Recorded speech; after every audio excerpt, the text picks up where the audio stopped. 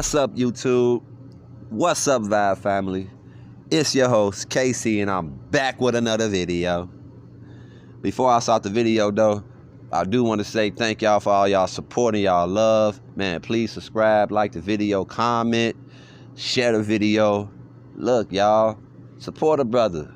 You know, I could be doing anything else under the sun, but I'm doing this, and I'm trying to give y'all some good content, you know, that y'all never heard before. But also, I also got to say this. Last night, Drillmatic 101, shouts out to him. He posted a video of horrible, gruesome deaths in Chicago, part 19, I think. And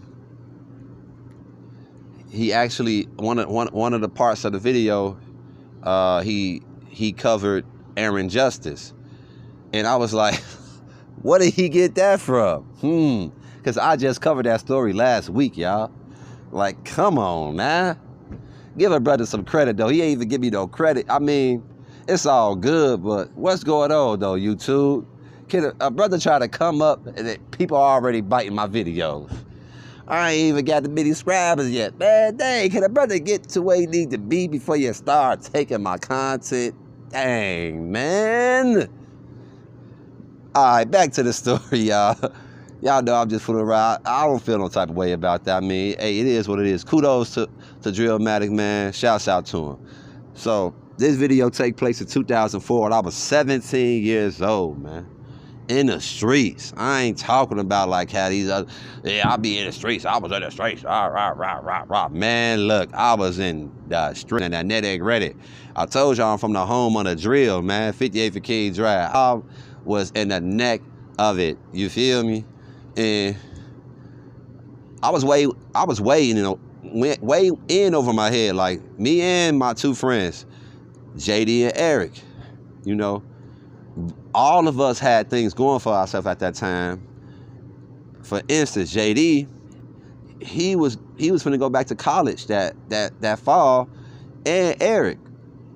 And I had a summer job working for Gallery 37 after School Matters.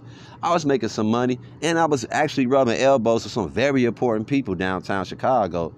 And the job I had, I was a coordinator, and I taught kids, like the kids in the camp, how to sing, dance, and stuff like that. It was real fun. But the flip side to that is, that summer, my mom kicked me and my twin out because we were rebellious. We was knuckleheads. We was in the streets. All this police activity going on, and we weren't listening to her, and we deserved every bit of that. So when mom kicked us out, we wound up going to our grandma's house, Grandma Susan's house, my mom's mom, and Grandma Susan really didn't want me and twin there because her and my mom haven't got along in years, and even though we had nothing to do with that, she still had some resentment towards us. And we felt that as soon as we walked through the door. But be that as it may, she still let us stay there, but she was always saying little slick stuff to us, you know, but we just needed somewhere to lay our heads. Me and my brother was hardly there. We used to be gone all day, and we would just come there at night and go to sleep, wake up in the morning, and we gone again, you know? So I think this was around almost the end of the summer, like August, right before the Bud Billing Parade. And one night it was so hot that, you know, I had to put the window up, and, you know, I always put the window up in my room, and, you know, to get some air in there. So I put the window up and the storm window up. This is an old house, but that house been and was in our family for like 3 or 4 generations. So it was a pretty old house. And I put the window up, put the storm window up, and then the storm window wound up crashing down and breaking. And my grandma, that was her reason to put us out now. She put me and twin out, and she even called the police on us, y'all. The police come, they like, how old are you? How old are you? We like 17. They like, oh, y'all supposed to be at your mom's house. Where your mom at? She stayed right down the street. They called my mom. My mom had to come get us. And We got a compliance. We got back to mama house. Mama want to have none of that. She like, Mike can't push y'all out, but y'all start. I'm a big shot. And as she should, you know what I'm saying? So we went to mom's house that night. The next morning, me and 40, we trucked it all the way from 74th for King's Drive, all the way to 58th for King's Drive, all the way to the block. We trucked it. We hit our little cuts and our little dips. We got there. And when we get to the block, first person I see is JD. I see JD out, man, what's up, bro? We get to chopping it up. I tell him what happened, you know. And we wind up seeing Eric. I see Eric. I say, what's up, bro? Let's go hit a stain or something, man. Eric really ain't want to because Eric spoil you, bro. His family spoil you. Eric come from a wealthy family. So he really ain't have to be out there like that. Eric could just do that stuff just because, you know, he could. But me and JD, you know, our families ain't had no money like that, you know, so we was in the streets trying to get it every way we knew how to get it, you know. Whether it was selling drugs or robbing or staining, no matter what it was, we had to get $1. So JD, who y'all see on the screen right now, he like, all right, bro, what you want to do? I'm like, man, same old. So me, JD, and Eric, we get to walking through the park. You know, we've been doing this all summer, y'all. We had stained so many people that summer, it's ridiculous.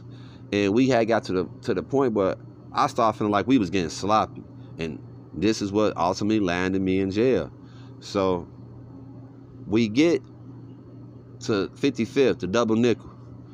Right when we about to pass the baseball field, it started drizzling on us. I'm like, oh, man. Then it started raining. Oh, nah, man, it's raining.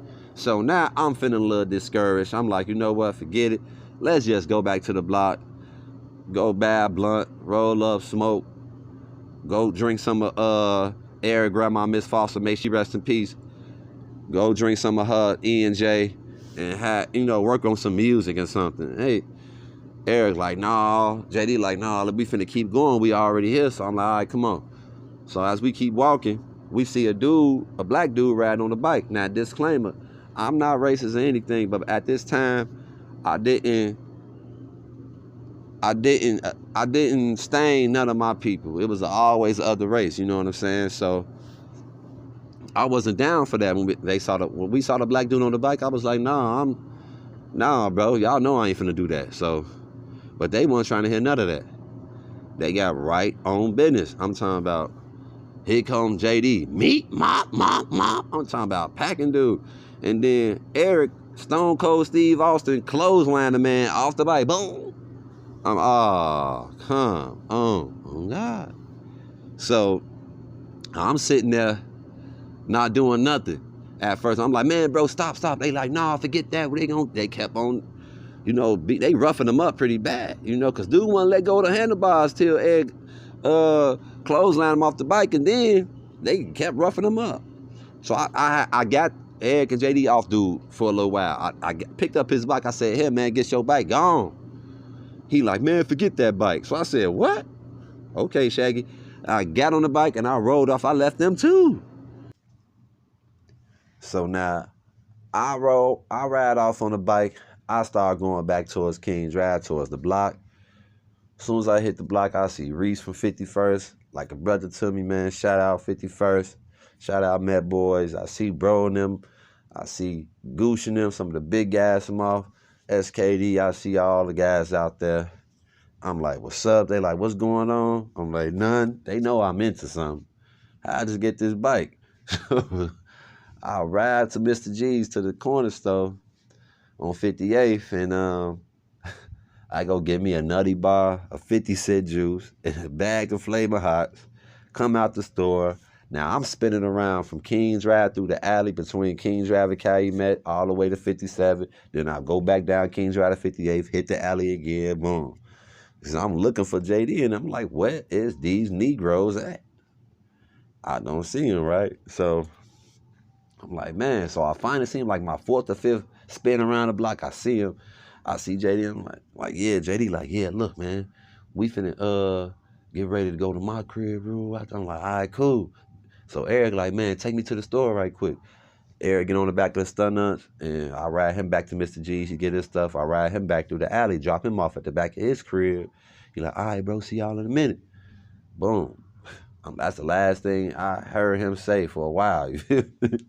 Because after that, this what happened, y'all. I started riding the bike towards towards 57 King Drive through the alley. As soon as I hit the field right there, I see 12, but I ain't thinking they on me. But as soon as I hit the sidewalk, they busted you. Now they ride up on me, they chase me down. Officer Macmillan, bust right out the police car. Clothesline me off the bike now. Stunned me for a little minute. Picked me up at my collar, by my peacoat. And he took me to the car, and dude was like, yeah, that's my bike. Yeah, he did take off on my bike, but he was trying to help me. He ain't robbed me. They were like, but he know the dudes who robbed you. He was like, I don't know, because he was trying to help me. I'm like, so y'all will let me go? He just told y'all I ain't robbed him. They nope. They called for a paddy wagon. Paddy wagon pulled right up in like 2 seconds, put me in the back of the paddy wagon. Now, as soon as they cuffed me up, put me in the paddy wagon. I'm in the paddy wagon looking out the little window. I hear dudes say, there we go, right there. I look, he pointing at JD. Guess what JD did? Take off. He gone. They could not cash him. So now they mad cash him, so they really gonna take it out on me. I'm in the back of the paddy wagon. The officers who was driving the paddy wagon started riding around the park. And they going to different people talking about is this him? Is this him? They like, no, I'm talking about dude he got GD glasses. One of them had a black eye. The other one, dude, he looked like Quasimodo. I'm like, dang, what happened to them? I didn't do that, bro. But you know what I'm saying? Good thing that they was able to identify me. Now, I mean, they was able to see that I wasn't the one who, attacked them. So the final place they took me to was the University of Chicago Health Center, the hospital. And it's a dude up in there in a wheelchair done got beat to a wheelchair. I'm like, what? They done put somebody in a wheelchair.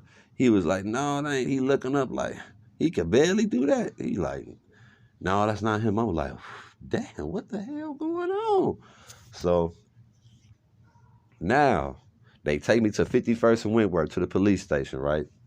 Boom. As soon as I get up in there, they take me to the interrogation room. Now I'm sitting in the interrogation room for like 15, 20 minutes before they even come up in there. They come up in there. Hey, man, you want to square? I'm like, bro, I don't even smoke cigarettes. At this time, I didn't. Well, I don't smoke cigarettes now, but, I did like a few months after that. So I'm like, no, I don't smoke cigarettes, man. They trying to grill me and to snitching on my friends. And I told them, like, I didn't see Eric or JD do nothing. I don't know what y'all talking about, but they just knew it was them. Like, how y'all know it was them? Y'all got some camera footage?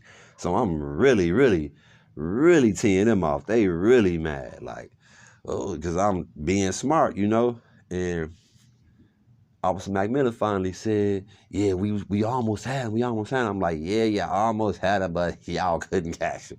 So I'm really, really making these officers mad. They threatened me, all this stuff. They talking about you could do up to 20 years and da-da-da-da-da. Just give him up. He already says you ain't the one robbing. I'm like, man, look, bro. I don't know who did it. It was Disco. All right, that's who you want. That Disco did it. Disco ain't did nothing. Da-da-da-da-da. You going to jail for this? I'm like, man, how y'all gonna lock me up for something I didn't do? Dude just told y'all I didn't do it. I still went to Cook County Jail the next morning.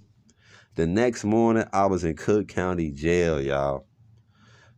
And look, I go through the little book. This is my first time going to Cook County Jail. I'm in adult jail. You know what I'm saying? Man, I go through booking. Man, look, man, look, it be stinking in that little tunnel, man. They used to do the little legal strip search, man. People stinking up in that blood. I'm like, man, come on now. So I'm in jail now. 3 days later, they put me in Division 4. They put me in, they put me in Division 2, Dorm 4. So I'm in the dorm, boom. They called me for house arrest. I get out on house arrest that same night. I go home. So I go home on house arrest now. When I'm home on house arrest for like a month, they come get me off house arrest, talking about I had unauthorized movement, which I didn't. They gave me permission to go to school, and I just came back. I just came back from school like a few minutes late, and they came and got me for that. So now I'm back in jail. Man, I was in jail all the way from August, basically, because even though I was in house arrest, all the way from August to December. I beat the robbery, but I had to take probation for the bike. Cause dude said in his statement, he said that I wasn't the one who robbed him. So I wound up getting off. But during that whole time me being in jail, JD, he was the only one out of the trio who really looked out for me. Eric didn't send me no money, wasn't answering no calls, wasn't writing me no letters and nothing, trying to sending me no pictures of the female. None of that. JD had my back, bro. And I was kind of salty at Eric for a little minute, but I kind of figured like, maybe he just ain't the guy that I thought he was when it comes to this street stuff, And it's cool, I ain't really tripping up. I did that time, and I learned something from that too. Man, leave them people stuff alone, y'all. Don't be trying to rob nobody. Don't be trying to steal. Leave them people stuff alone. Earn it yourself. You hear me? And man, them 5 months I did in jail, that wasn't easy. That was my first time going to jail. And then for something I know I didn't do. Yeah, so Officer McMillan, if you listen to this, bro, you a beep. You a beep. Yeah, that's you. But anyway, it's all good. It's all good, y'all. Yeah, that's my story, man. That's my story. But y'all know, like I said, stay up out them people's stuff. Don't leave them people's stuff alone out there. Go get a job. Do what you got to do. And, yeah. I appreciate the love and support. I got some new videos coming real soon, too. So be looking out for that. Spread the positivity, spread the peace, and peace out.